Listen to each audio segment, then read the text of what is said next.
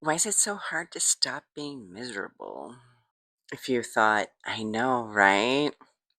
And you want to think about that for a minute, welcome in to your daily dose of Dawn at Dawn, videos designed to expand your thinking.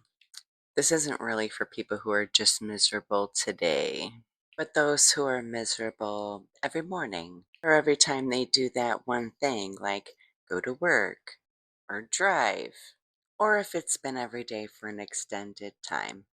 Like for me, it was for decades. No joke. That's why I'm a resilience coach. I do it from the trenches.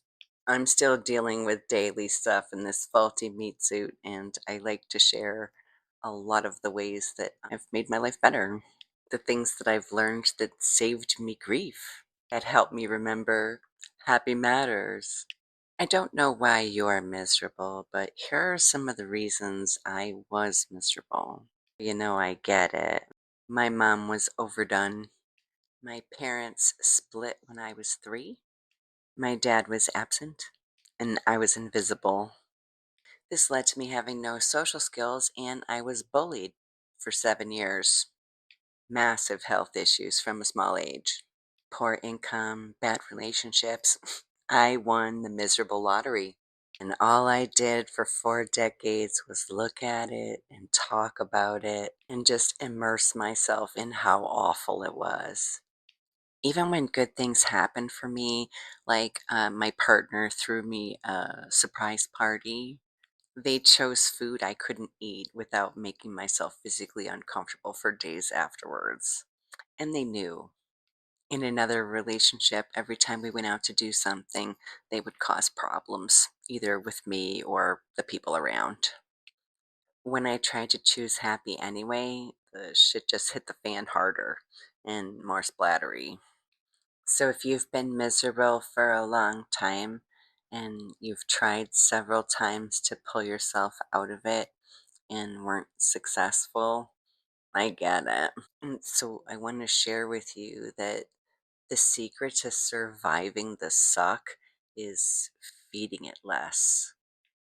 Less attention, less time, less conversations, less thinking about it, and less burning from the fire and the feelings around it. Can you live your best life when you're stuck in the suck? When every day is full of hard things? When tears fall easy and you often walk around feeling like a rusty bag of nails?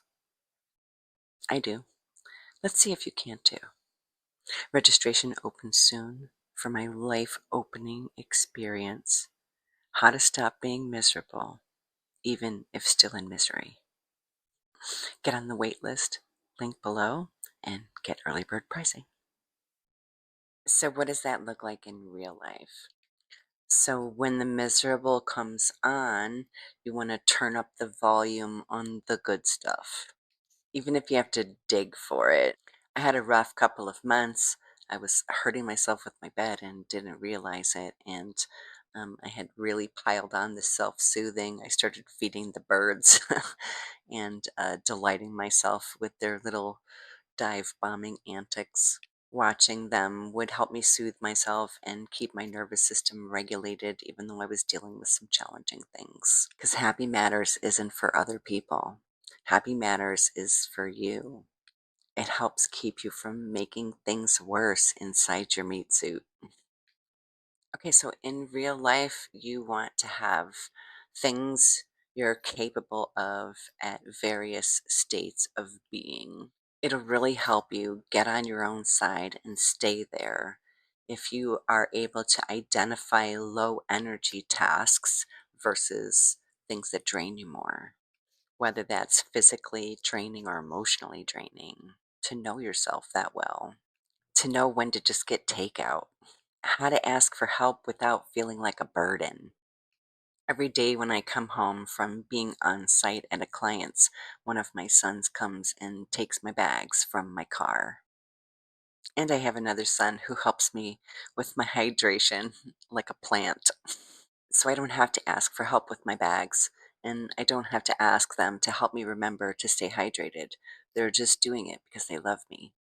Being mindful that what you think about, you bring about. Don't say anything to yourself that isn't true, you don't want to be true, that you wouldn't say to a friend. One of the days in my book is using your future self as a motivator, like digging a little deeper to do something nicer for yourself so that things are easier for you down the road. Taking the time and energy to work on helping yourself be less miserable physically, emotionally, socially, and it will improve the rest of your life.